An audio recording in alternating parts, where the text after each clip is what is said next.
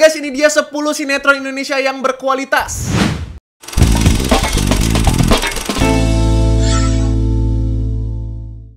Yang pertama guys, ada Sidul Anak Sekolahan. Diproduksi oleh Karnos Films pada tahun 1994, Sidul Anak Sekolahan lebih dari sekedar sitkom atau sinetron motivasi. Keunikan dari Sidul Anak Sekolahan ini adalah bahwa ia mampu menampilkan realitas sejujur-jujurnya. Sosok Sidul selaku tokoh utama alih-alih digambarkan sempurna dan penuh motivasi, justru ditampilkan dengan berbagai kekurangannya. Walau dia rajin, sarjana teknik, baik, tetapi ia memiliki sifat yang gak tegas yang justru bikin dia kerap gagal. Hingga versi filmnya, Sidul masih menyajikan kenyataan yang gak berlebihan.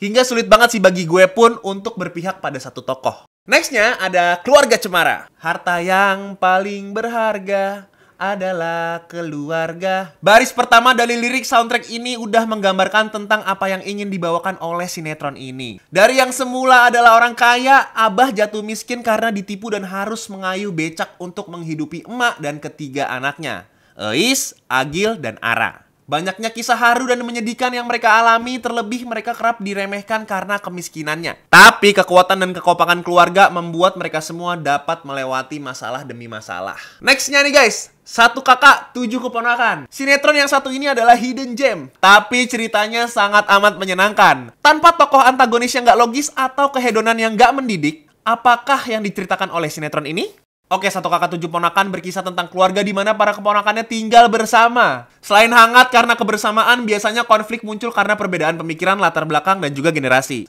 Pembuatnya adalah Arswendo Atmowiloto, penulis novel sekaligus skenario yang memang terkenal dengan kisah-kisah yang berbobot pada zamannya. Yang keempat, Jin dan Jun. Kisah awalnya simpel dan premisnya mudah dipahami. Seorang remaja yang nanggung gitu bernama Jun menemukan botol yang berisi jin. Hanya Jun yang bisa melihat jin dan merasakan manfaat dari kesaktiannya. Interaksi Jun dengan keluarganya dan teman-temannya emang kerap memancing gelak tawa. Apalagi mereka juga kerap dibuat bingung dengan keanehan yang disebabkan oleh Om Jin. Oke, yang kelima guys, ada Lorong Waktu. Daripada terlalu fokus sama kemajuan teknologi masa depan, Lorong Waktu justru memperkuat cerita dengan berbagai pesan moral yang gak menggurui. Diceritakan bahwa Haji Husin mengangkat Ustaz Azin, seorang anak yatim piatu, sebagai anak. Azin adalah seorang pria yang memiliki keahlian IT hingga ia dapat menemukan teknologi mesin waktu guys. Lewat teknologi ini, Ustaz Azin kerap mengantarkan Haji Husin dan Zidan, santri cilik, untuk berpergian ke berbagai masa. Petualangan mereka biasa dilakukan untuk menyelesaikan masalah di masa kini atau mencari jawaban guys.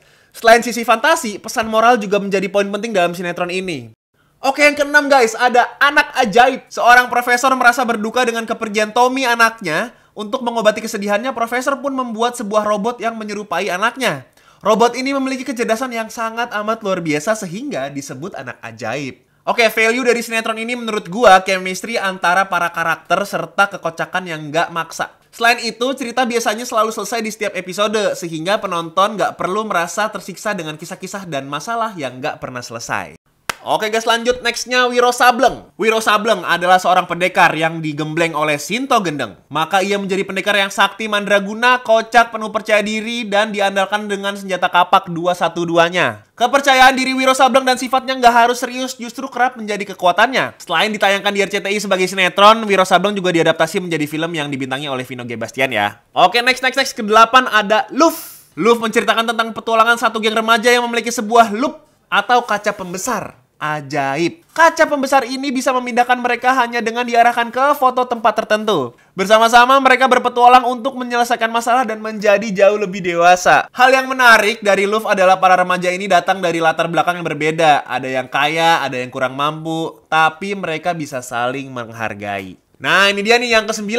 Pasti dong, Bajai Bajuri. Bajuri adalah tukang bajai yang kerap kena sial terus.